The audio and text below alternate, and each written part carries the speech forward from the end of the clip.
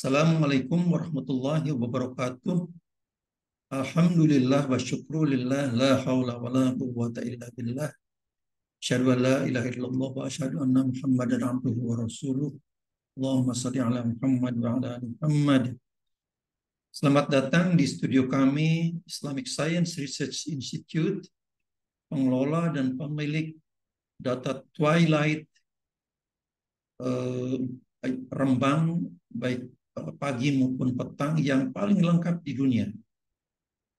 Ini akan kami gunakan untuk mendefinisikan kehadiran fajar dan menghilangnya sinar syafaq secara global yang berlaku untuk seluruh dunia. Mengapa kami mengklaim seperti itu? Karena kami memiliki data saat ini mungkin sekitar 2.300-an data Twilight, baik pagi maupun petang, yang tersebar sejak New Zealand di bagian selatan belahan bumi hingga mendekati kutub utara wilayah Arktik, yaitu meliputi Finlandia, Norwegia, Iceland, dan Alaska. Dengan data yang lengkap seperti ini dan kami terus mengkoleksi terus, kami insya Allah akan menyimpulkan pada tahun ini berapa sebetulnya pada posisi matahari di bawah ufuk, berapa derajat sebetulnya fajar itu muncul dan berlaku global di seluruh dunia. Karena saat ini umat Islam menggunakan sudut depresi matahari yang berbeda-beda. Indonesia aja ada dua. Muhammadiyah menggunakan 18 derajat, pemerintah menggunakan 20 derajat di bawah ufuk. Sementara Eropa menggunakan 18 derajat dan sebagainya. Amerika cuma 15 derajat. Saudi Arabia 18,5 derajat. Mesir 19,5 derajat. Jadi bermacam-macam. Padahal buminya satu, kelengkungan buminya kemana-mana sama, atmosfernya mungkin berbeda, tapi kan tidak mungkin menghasilkan perbedaan yang seperti itu. Jadi itu semuanya karena umat Islam sudah terbiasa main tebak-tebakan aja, tanpa data. Jadi insya Allah kami punya data yang lengkap dan akan kami simpulkan seperti itu. Nah, belakangan ini mulai awal Juli 2023 ini, saya fokus meneliti kehadiran fajar di kota Yerusalem. Mengapa seperti itu? Karena titik ini adalah titik yang sangat penting sekali. Pada perjalanan Isra Mi'raj, Rasulullah itu berjalan malam hari dari Masjidil Haram ke Masjidil Aqsa. Kemudian dari Masjidil Aqsa naik ke atas langit, diantar oleh malaikat Jibril menemui Allah dan menerima perintah sholat wajib 5 waktu, kemudian turun lagi ke Yerusalem, ke Masjidil Aqsa kan. Nah, saya menduga sholat pertama yang dilakukan oleh Rasul, sholat wajib ya. Sebelumnya memang sudah biasa Rasul melakukan sholat 2 rakaat itu sudah biasa, itu sudah peninggalan dari Rasul-Rasul sebelumnya. 2 rakaat itu sudah biasa. Tapi sholat 5 waktu setelah perintah peristiwa mengikuti peristiwa Isra Mi'raj itu, saya menduga sholat pertama yang dilakukan, sholat wajib yang pertama dilakukan oleh Rasul adalah sholat subuh. Dan mestinya di Masjidil Aqsa. Tapi tentu saja ini hanya dugaan saya. Saya sedang konsultasi pada beberapa ahli syariah. Apakah betul seperti itu? Apakah waktu Rasul turun sampai Masjidil Aqsa itu belum subuh, sehingga kemudian kembali ke Mekah, baru sholat subuhnya di Mekah? Itu tidak tahu. Tapi tetap Masjidil Aqsa adalah titik yang sangat penting sekali.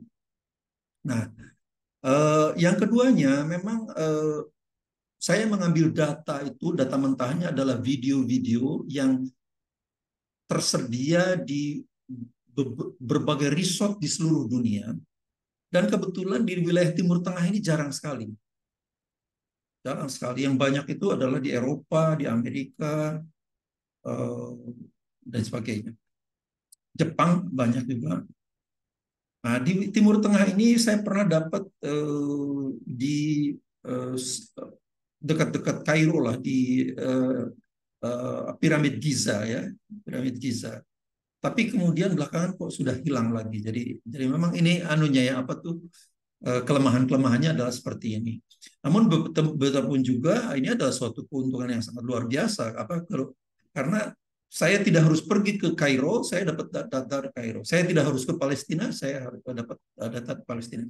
Jadi dalam satu hari itu saya bisa mengambil data Twilight itu di 5-6 tempat di berbagai penjuru dunia. Jepang, ambil Hawaii, ngambil Amerika, kemudian ngambil Korea, ngambil Palestina dan sebagainya. Jadi ini adalah keuntungan yang sangat luar biasa. Nah, tanggal 12 Juli yang lalu saya mengambil data Twilight di sekitar Masjidil Aqsa ini, dan datanya sangat bagus sekali. Let me just share my screen.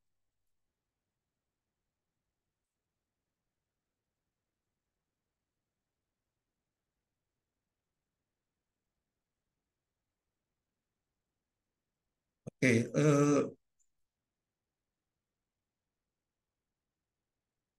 judul video saya kali ini adalah Fajar Al-Aqsa 12 Juli 2023. Jadi rencananya saya akan memantau Fajar di Al-Aqsa ini untuk satu siklus musim. Jadi 4 musim kan di Yerusalem itu punya 4 musim. Jadi sekarang ini summer, kemudian nanti fall, September, fall, atau autumn, kemudian winter, kemudian spring, dan summer lagi. Insya Allah sama 1 tahun akan kita pantau. Meskipun memang tidak bisa setiap hari karena kadang-kadang internetnya bermasalah dan sebagainya. Oke. Fajar Al-Aqsa 12 Juli 2023. Seperti biasa, saya Tono Saksonda dari Islamic Science Research Institute. Pendahuluan. Video pertama tentang Fajar di Masjidil Aqsa menginspirasi saya untuk meneliti lebih jauh behavior kelakuan Fajar di Al-Aqsa ini. Dan antusiasme penonton video saya juga sangat bagus sekali. Apa itu sangat, ya tentu saja jangan dibandingkan dengan dengan podcastnya para uh, pendiskusi politik, masalah manajemen tentang itu lain lah itu. Tapi kalau untuk yang sangat serius seperti sangat scientific seperti ini, memang tidak bisa sampai jutaan gitu. Tapi ini termasuk bagus lah, sudah. Jadi sangat selalu terima kasih sekali atas sambutan dari para penonton saya, pada para subscriber saya. Insya Allah akan saya pantau setidaknya dalam satu siklus musim. Jadi siklus musimnya itu kan winter, summer, autumn, winter, spring, dan summer kembali. Jadi 1 tahun lah minimal, supaya saya dapat feeling yang tentang bagaimana perubahannya di perubahan kehadiran Fajar di musim-musim tersebut. Apakah ada perubahan? Ada perbedaan? Meskipun webcam di Al-Aqsa ini sering bermasalah. Kadang-kadang saya belum selesai, internetnya sudah terputus. Tapi nggak apa-apa, sabar aja. Mungkin akibat koneksi yang internetnya kurang bagus. Banyak rekaman video yang sering terputus sebelum Fajar muncul, jadi akhirnya terbuang lah. Namun Fajar Al-Aqsa tetap sangat menarik. Kemungkinan di masjid inilah Rasul melaksanakan sholat wajib pertama kali setelah menerima perintah sholat 5 waktu langsung dari Allah. Kemungkinan ya, sekali lagi itu hanya dugaan saya. Nah, seperti biasa, saya selalu akan ulangi lagi ini hoax tentang pembagian fajar. Pembagian fajar itu, matahari itu berjalan semu, secara semu dari timur terbit, kemudian naik ke arah terus kemudian terbenam di arah di ufuk barat. Nah, perjalanan itu kalau 18 derajat di bawah ufuk ini sebutnya fajar sudah terdeteksi, kata si kata si pelaut-pelaut Inggris pada abad ke-18.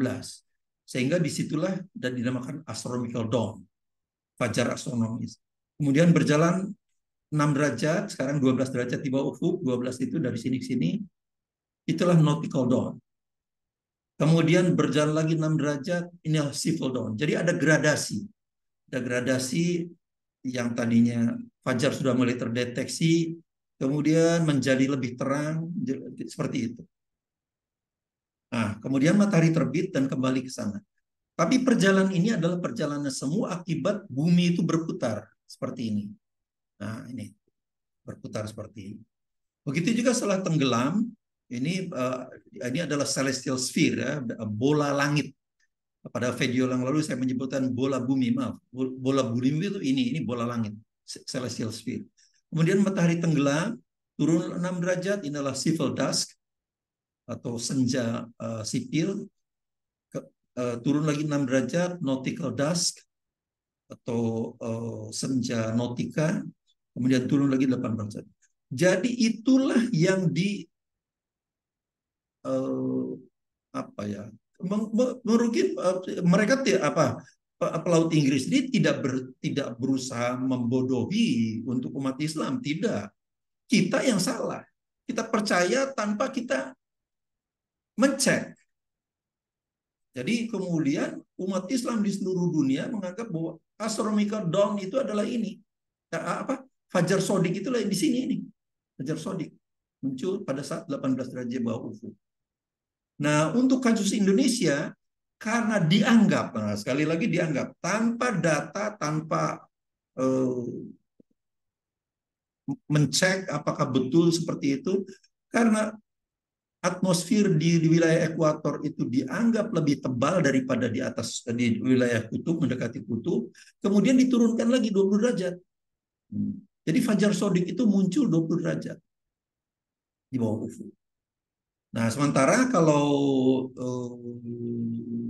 Islamic Society of North America itu menggunakan 15 derajat. Jadi kira-kira di sinilah tengah-tengahnya ini. Kemudian jadi itu macam-macam. Ada yang 19,5 derajat, ada yang 18,5 derajat dan sebagainya. Itu karena berbasis hitungannya, basis anggapannya adalah pada astronomical dawn 18 derajat ini. Yang ternyata dari 2.300 data twilight yang kami miliki di seluruh dunia, tidak ada itu. Pembagian fajar itu tidak ada. Jadi sebetulnya fajar itu ya sesuai dengan sabda Nabi. Ada fajar kadzib, fajar bohong, tapi itu bukan waktunya sholat subuh. Ada fajar sodik. Nah, fajar kadzib ini memang jarang sekali muncul. Selama ini saya baru menemukan 1 kali, dan itu pun banyak yang meragukan bahwa apakah betul fajar kadzib itu. Saya bilang ya buat apa saya ngurusi yang palsu seperti itu kan. Saya concernnya adalah menganukan fajar sodik. Oke. Saya punya ribuan data video twilight atau rembang baik pagi maupun petang di seluruh dunia. Ya, sejak dari New Zealand itu latitude-nya, lintangnya itu kira-kira minus 40 derajat. Jadi 40 derajat di lintang selatan. Sampai dengan wilayah Arktik, kutub utara, mendekati kutub utara, Finlandia, Norwegia, Iceland, dan Alaska yang kira-kira hampir 70 derajat lintangnya itu di utara. Jadi sejak minus 40 derajat sampai plus 70 derajat. Itu rentang data yang kami miliki. Kemudian sama sekali tidak ada bukti pola sistematis kehadiran fajar astronomis, nautika, dan sipil. Tidak ada. Saya tegaskan lagi, tidak ada. Banyak yang protes, terutama para astronom yang karena sudah terlanjur percaya bahwa namanya aja astronomical dawn, fajar astronomis. Kemudian mereka seolah-olah memprotes lah, itu sudah ada, itu terbukti sudah ada, tapi mereka tidak punya data, kan gitu. Jadi yang ngeyel itu kali ini saya bikin sayembara aja lah. Saya bikin oke, kalau gitu saya punya 2.300 data nih Twilight, baik Rembang pagi maupun Rembang petang. Kalau Anda bisa tebak astronomi apa Fajar astronomis, saya beri 1 juta. Fajar Nautika 1 juta, Fajar Sipil 1 juta. Kalau Anda salah menebaknya, Anda bayar saya 500.000, separohnya aja kan. Tapi tentu saja videonya saya berikan tanpa ada, tidak diketahui di mana, kan gitu. Kemudian hanya ada pokoknya misalnya rentang pengambilan videonya 1 jam 30 menit. Ya udah itu aja. Pada menit keberapa Fajar astronomis muncul? Menit keberapa Fajar nautika dan sipil ada? Nah, itu saya punya datanya tentu saja. Itu akan tidak akan saya tidak akan saya disclose untuk uh, sayembara itu. Kemudian nanti kalau sudah betul ada yang serius, nah, baru kita buka. Nanti kita hire siapalah misalnya lawyer atau apa yang untuk menjadi hakimnya. Nah, untuk menebak kehadiran Fajar astronomis, nautika dan sipil, silakan. Kalau memang masih tidak percaya bahwa ada pembagian fajar di atas, apa tuh astronomis, nautika dan sipil, silakan. Tapi harus diingat juga bahwa Nabi bersabda hanya ada 2 fajar, yaitu fajar kadzib, bohong, dan fajar sodik. Oke, sekarang saya anukan fokus ke fajar astronomis di Masjidil Al-Aqsa. Pada awal 12 Juli 2023 saya merekam data morning twilight sekitar Masjid Al-Aqsa. Oke, datanya video ya, video jadi. Kemudian rekaman dimulai tepat di sekitar fajar astronomis sebelum azan subuh dikumandangkan. Sekarang ini saya lagi merekam data juga nih, cuman pakai komputer yang lain ya. Jadi itu saya sedang merekam data apa tuh twilight di Masjidil Aqsa juga. Jadi ini saya menggunakan komputer yang lain. Saat azan inilah dugaan sekali lagi dugaan lahirnya fajar astronomis 18 derajat itu. Tapi langit masih gelap gulita, tidak sesuai dengan petunjuk Quran suci Al-Baqarah 187. Wakulu dan makanlah, washrobu dan minumlah, hatta yatabayyana lakum, sehingga jelas bagi kamu, jelas bagi kalian. Khaitul abyadu, benang putih, minal khaitil aswadi, benang hitam, dari benang hitam dalam pada saat fajar. Dalam beberapa hadis dijelaskan bahwa itu bukan benang harfiah benang. Jadi mentafsirkan ayat Quran dan itu tidak boleh terlalu harfiah. Kita lihat referensi-referensi yang lain ya. Di situ dijelaskan pada beberapa hadis itu bahwa itu adalah pertemuan antara malam dan siang, pergantian antara malam dan siang. Dan itu secara teknologis bisa dijelaskan itu. Fajar sodik baru muncul saat matahari pada kisaran 10 sampai 11 derajat. Jadi ini ya, pada 12 Juli lalu juga sekitar itu. Pada awal 12 Juli ini. Oke, saya akan berikan bukti fisiknya. Ya, bukti fisiknya. Nah, video Twilight pada 12 Juli itu saya berikan di sini. Videonya ya, videonya ada di sini.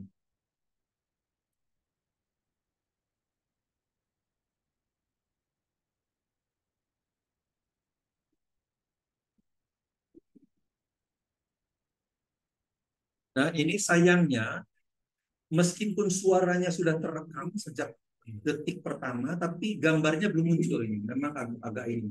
Kalau itu nggak tahu problemnya ada di mana. Apakah di aplikasi perekaman yang saya miliki, aplikasi perekam yang saya miliki. Pada itu saya berbayar ya. Saya bayar, saya beli itu. Ini menjelang azan ini. Azannya sendiri terjadi pada menit kedua ini.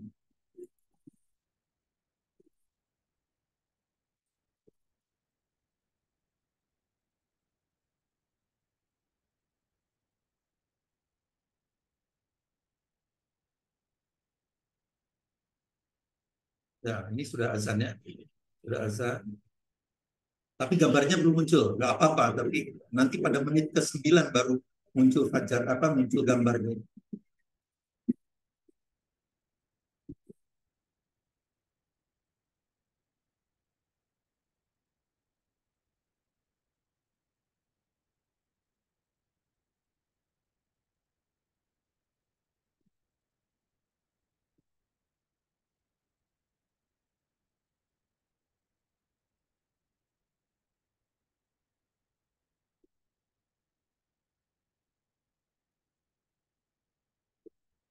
Dari Allah ilaha illallah. Jadi saya percepat saja supaya jangan terlalu lama.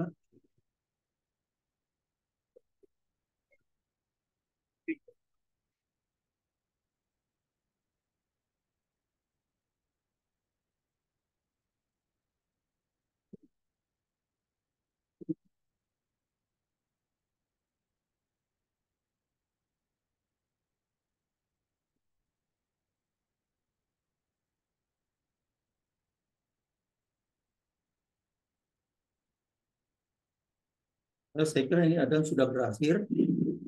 Nah, gambar itu baru muncul pada menit ke-9.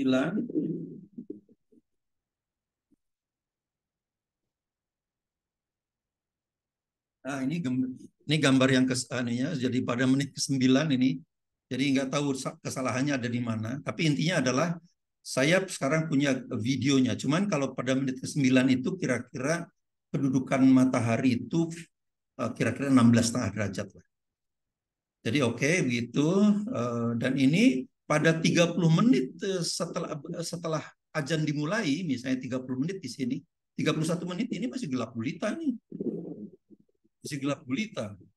Jadi belum fajar belum ada pada 30 menit, 35 menit juga belum ada. 35 menit lihat ini 35 menit belum ada fajar. Jadi fajar itu baru muncul pada nanti ke 40 kalau nggak salah itu. Nanti coba lihat anunya. Oke, jadi itu anunya. Jadi videonya ada, rekaman azan subuhnya ada. Kemudian data webcam tersedia secara real time 24/7. 24 jam per hari dan 7 hari per minggu. Ini dan anunya. Saya sedang merekam sekarang.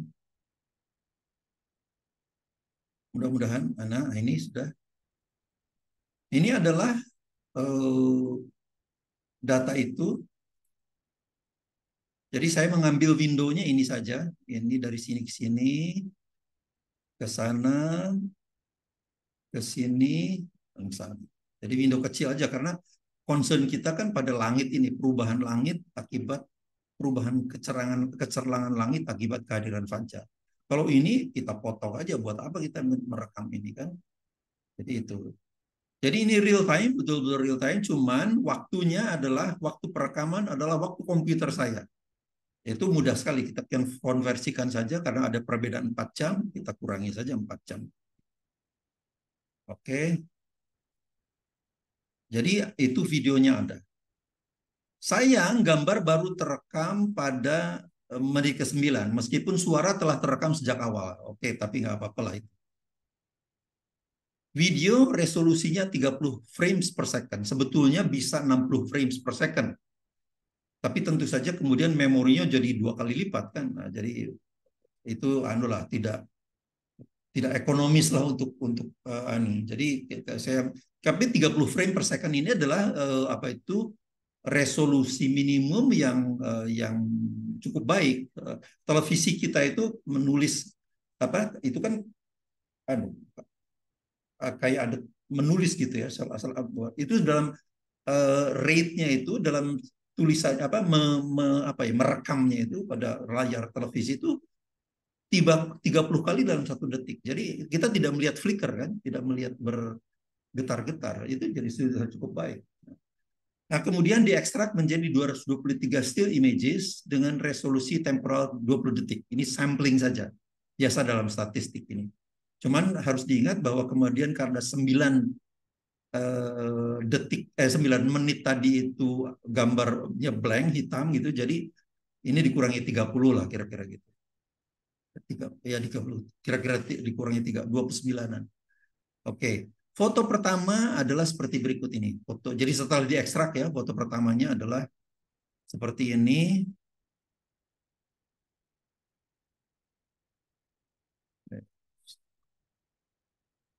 Ya, seperti ini. Ini foto pertama. Ini foto ke-30. Ini lihat, ke-30. Perekamannya mulai pukul 8.24, tapi ini waktu komputer saya di Jakarta. Jadi kalau waktu Yerusalemnya adalah pukul 4.24 karena ada perbedaan 4 jam. Masih gelap total ini. Ini kalau posisi dalam foto ke-30 itu kira-kira kedudukan matahari adalah 16,5 derajat di bawah ufuk. Ya, masih gelap total ini. Kemudian kita lihat foto yang terakhir. Foto yang terakhir ke 222 karena tadi dikurangi oh maaf. Fotonya foto ya 222, maaf. Ini bersih sekali langitnya. Langit yang sangat bersih. Dilihat ini menara ini yang biasanya saya jadikan landmark untuk mengenal apa mendeteksi kehadiran fajar. Jadi ini foto yang terakhir, foto nomor 222. Jadi jumlah fotonya adalah dari 30 sampai 222. Oke, jadi dari antara yang pertama dan terakhir inilah 30 dan 222 itulah fajar sodik muncul. Nah, kemudian biasa seperti ini saya lakukan anunya penyelesaian analitiknya ya. Ini adalah dummy number 1 sampai 25. Kemudian ini jumlah apa foto nomor fotonya mulai 30 karena dari 29 sampai 1 itu hitam jadi tidak bisa digunakan. Nah, ini pada 30 ini diambil pada 4.14.04. Jadi kira-kira 10 menitan itu blank. Ini standar deviation-nya dihitung adalah 28,9 grayscale ini ya. Grayscale. Sedangkan ini adalah kedudukan matahari pada saat 4.14.04. Jadi 16,5 derajat di bawah ufuk. Terus sampai ke sana, sampai foto 22 berakhir pada 5.18.04. Lihat standar deviation-nya sudah naik ke sini. 85,7 dan kedudukan matahari adalah minus 5,3 derajat. Jadi masih 5 tidak sampai tidak sampai matahari terbit ya karena kita kan konsennya adalah menentukan titik belok kehadiran fajar ini. Jadi buat apa? Jadi intinya adalah cuma asal kita sudah bisa model ini dengan fungsi matematik sudah cukup baik. Kemudian fajar itu muncul fajar astronomis itu menurut software astronomi adalah pada 4.43.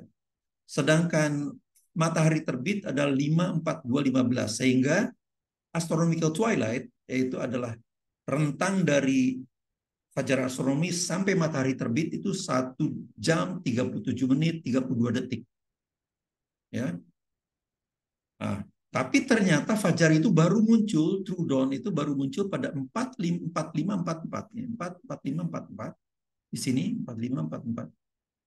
Yaitu saat jadi sebetulnya rentang dari sini sampai ke matahari terbit itu cuma 56 menit 31 detik saja. Dan kedudukan matahari ini adalah pada 11,1 derajat. Nanti akan kita verifikasi itu ya.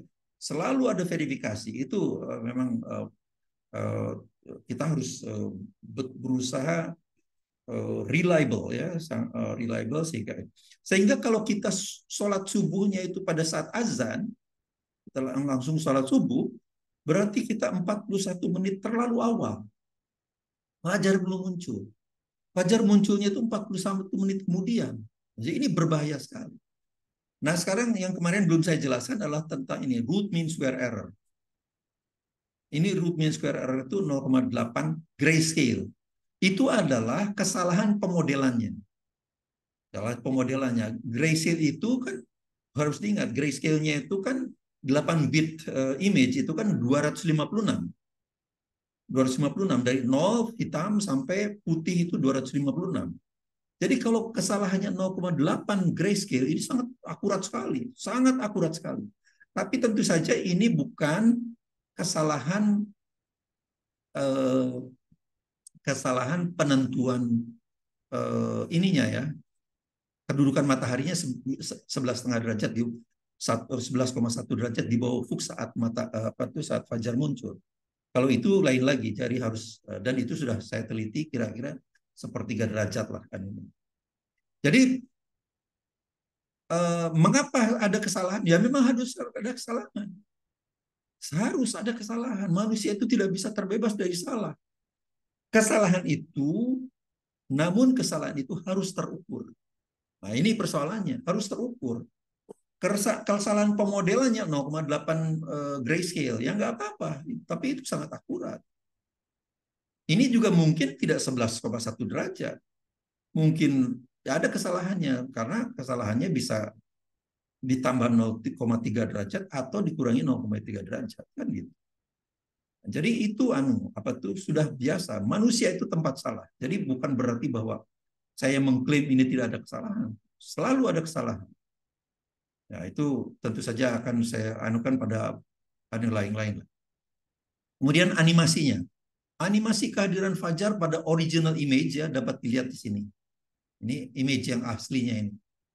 Ini lihat ini foto nomor 30 pada 1404 pada saat itu kedudukan matahari 16,5 derajat di bawah ufuk. Mana ini gelap sama sekali ini. Gelap sama sekali. Kemudian saya klik ke 40. 15,9 derajat. Terus katakanlah di sini 15 derajat lah. Sekitar 15 derajat. Masih gelap juga ini. Padahal kata Allah ini ya pada Al-Baqarah 187, wa kulu washrabu, makanlah dan minumlah. Artinya Anda belum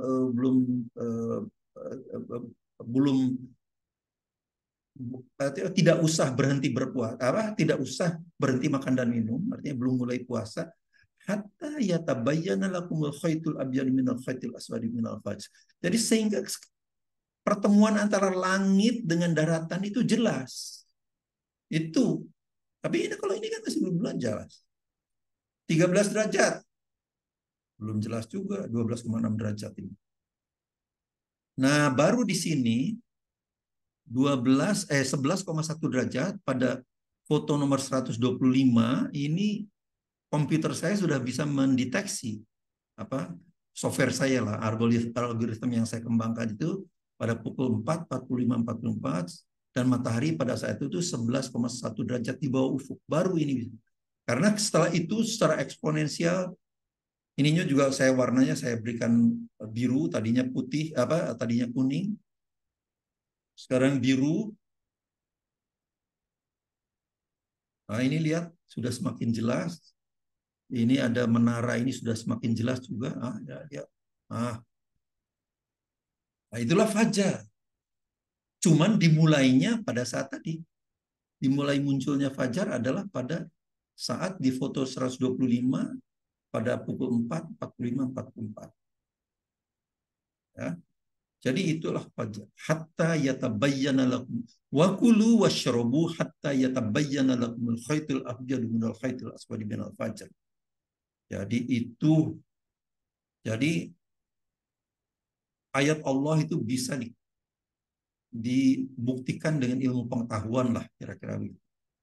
Nah, sekarang kita lihat animasi kehadiran fajar menggunakan edge detection. Dapat dilihat di sini. Jadi ini teknik image processing juga nih. Pada foto nomor 30 di sini foto 30 ini masih berserakan seperti ini karena kalau nanti pertemuan antara ini langit, ini daratan itu sudah akan relatif tersambung lah, ada garis. Ada garis.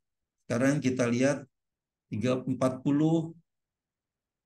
foto ke-50, ke-60, 70, 80, 100. Nah, disinilah komputer saya sudah mulai mendeteksi fajar itu muncul. Kalau mata telanjang mungkin akan lebih anu lagi. Nah, ini udah kelihatan. Ini mata telanjang lebih anu. Ini puncak menara juga baru kelihatan satu uh, tip of ini aja, the towernya aja. Nah, ini sudah semakin anu. Nah, itu. Nah, ini sudah jelas. Hatta ya tabayyana, benang hitam dan benang putih itulah perpotongan antara langit dan bumi, sama dan iya dan daratan. Langit dan daratan, benang putih dan benang hitam itu adalah itu. Ya, udah semakin jelas. Oke. Oke. Jadi itu. Saya tambahkan lagi animasi 3D surface rendering. 3D surface rendering itu ini sangat bermanfaat juga. Ini saya zoom dulu ini. Nah, ini.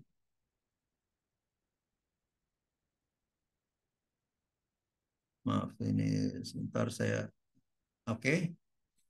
Jadi ini adalah langit, bagian langit yang di yang bawah ini karena ini gelap total, masih gelap kan. Yang ini adalah harus sinar-sinar yang tadi di daratan itu, lampu-lampu dan sebagainya itu.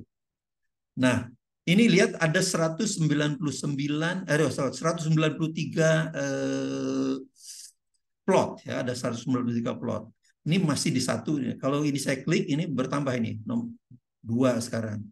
Tadi kan pada 125 atau 125. Jadi ini sangat bermanfaat juga untuk mengevaluasi, memverifikasi kehadiran fajar.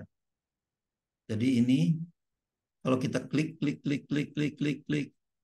Nanti kalau 125 ini terangkat ini, langit ini terangkat.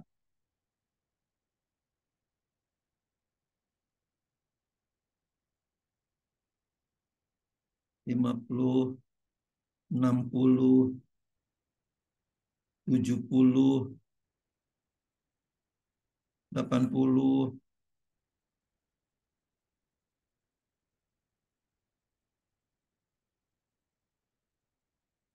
Nah, ini udah 120 ini. Nanti 125 ini udah mulai terangkat. Nah, ini lihat. Udah mulai terangkat 125 ini. Nah, ini 125 sudah lebih jelas terangkatnya. Inilah titik kehadiran fajar. Bahwa ada yang mengatakan bahwa oh itu yang tadi 122 dong. Oke, itulah kesalahan-kesalahan yang bisa terjadi. Jadi jangankan ini kehadiran fajar yang sangat kompleks. Kita ngukur berat badan pun, berat badan saya 80 kg kira-kira, tapi 10 seperempat jam kemudian saya timbang bisa 79 kg. Seperempat jam lagi, meskipun saya tidak makan apa-apa, bisa naik 81 kg. Jadi itulah sifat-sifat stokastik alam semesta. Ciptaan Allah itu seperti itu. Jadi kesalahan-kesalahan yang seperti tadi itu tidak apa-apa. Kalau misalnya saya mengatakan pada foto nomor 125, tapi ada yang mengatakan, oh itu 121 dong. Nggak apa-apa. Itulah perbedaan-perbedaan yang sifatnya uh, uh, secara akademik dapat ditoleransi. Nah, lihat ini. Fajar itu sudah muncul seperti ini. Semakin tinggi, semakin tinggi, semakin, nah ini semakin terang. Lihat skalanya ini, kalau ini kan sudah berarti sudah ada di sekitar ini nih. Jadi sudah grayscale levelnya sudah 180-an. Kalau ini terus 100, nah ini sudah sini sudah 240-an grayscale-nya. Jadi kalau rendah sekali nol itu hitam, ini sudah semakin tinggi, semakin tinggi. Jadi itulah verifikasi kehadiran fajar. Jadi nggak sembarangan gitu. Jadi kita betul-betul melakukannya dengan sangat dapat dipertanggungjawabkan secara akademik. Oke. Nah, ini hasil sementara yang saya peroleh sementara ini tanggal 3 Juli dapat 11,2 derajat di bawah ufuk. Fajar sudah muncul. Baru muncul pada 11,2 derajat di bawah ufuk. 4 Juli 9,9 derajat, 5 Juli 9,6, 7 Juli 9,6. Dan sekarang kemarin 12 Juli itu 11,1 derajat. Sekarang saya sedang merekam lagi data wallet di ini. Mudah-mudahan saya bisa laporkan dalam beberapa hari yang akan datang. Jadi itulah tidak ada 18 derajat. Tidak ada. Simpulannya umat Islam seharusnya sudah sadar. Kita sudah terkecoh selama ratusan tahun. Menganggap bahwa fajar sodik sama dengan fajar astronomis. Sebetulnya tidak ada niatan jelek untuk orang Inggrisnya itu. Pelaut Inggrisnya hanya membagi itu, bukan kemudian mereka berusaha menipu orang Islam. Tidak. Kita yang bodoh. Kenapa kita tidak cek? Kita tidak punya data. Kita verifikasi kan gitu. Jadi curiosity-nya itu kurang lah menurut saya. Jadi kita harus tidak boleh menyerah percaya saja hanya. Jadi fajar astronomis, nautika dan sipil itu tidak ada secara fisik. Tidak ada.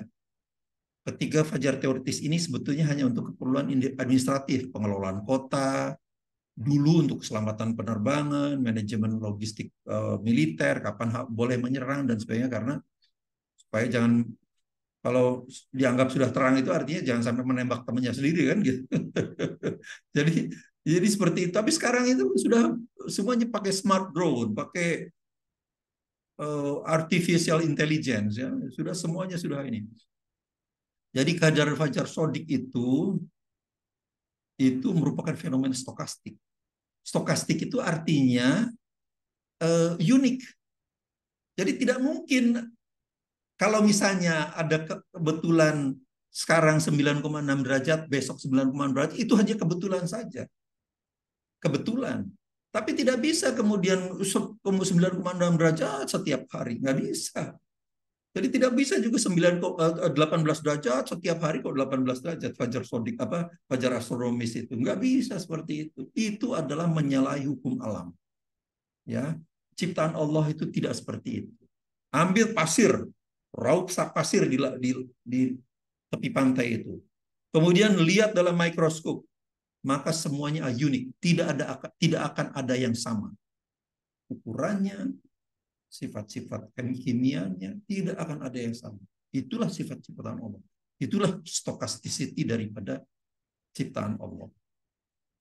Jadi sangat tidak masuk akal jika harus mengikuti pola sistematik seperti ketiga fajar teoritik itu.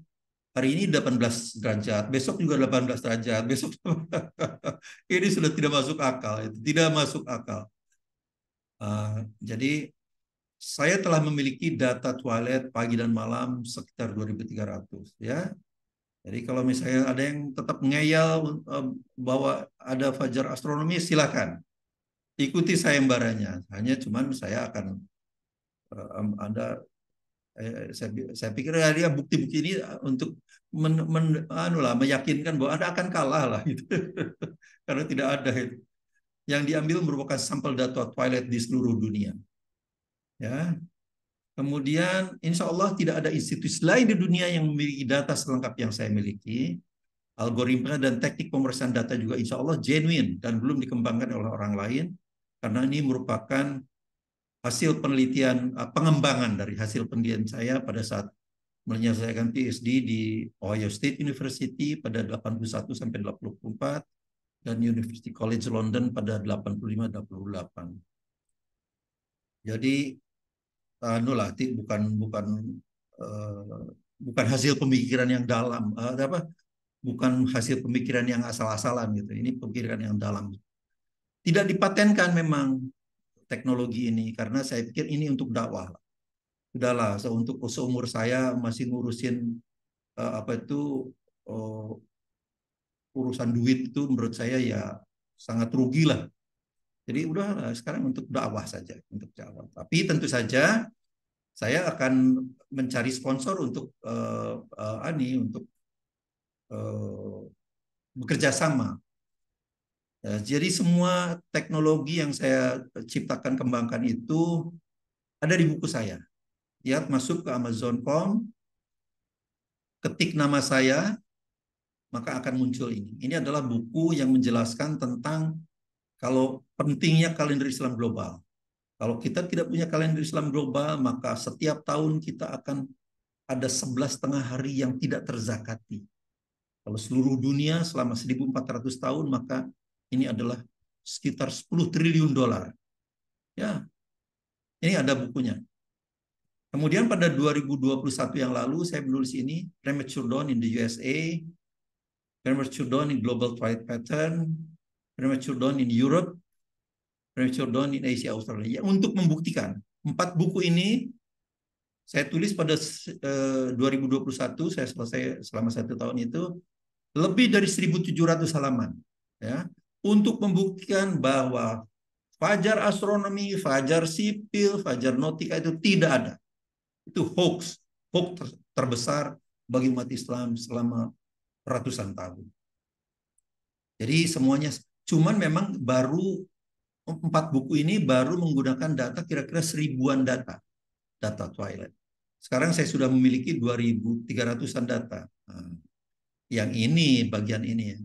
Kalau ada yang tertarik untuk bekerja sama, menerbitkan buku yang ke-6, bentuk kerjasamanya bagaimana. Cuman saya sudah tidak lagi ya. Jadi Anda silakan, kalau Anda mau mendesain bahwa itu harus terjual secara komersial, silakan. Tapi saya hanya berpikir bahwa ini adalah ladang dakwah saya. Oke, jadi itu kehadiran fajar sodik seharusnya pada kedalaman sudut matahari yang sama di seluruh dunia. Ya, jejari kelengkungan bumi sama ke semua arah. Ketebalan atmosfer juga tidak mungkin menghasilkan perbedaan yang terlalu mencolok. Dari sekitar 2.200 data Twilight, nah, itu adalah kesimpulannya adalah 12,5 derajat di bawah ufuk.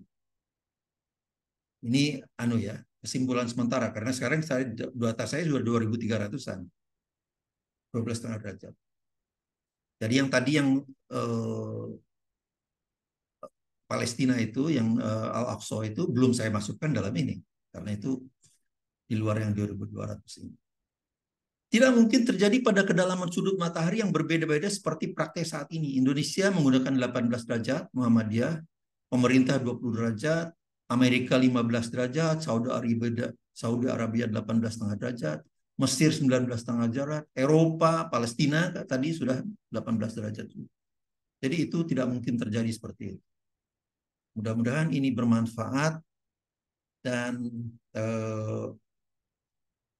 bisa menjadi masukan bagi para pengambil keputusan, pada ahli syariah, bahwa bukti-bukti yang saya tampilkan adalah bukti-bukti saintifik dan secara empirik bisa dipertanggungjawabkan. Demikian, Assalamualaikum warahmatullahi wabarakatuh.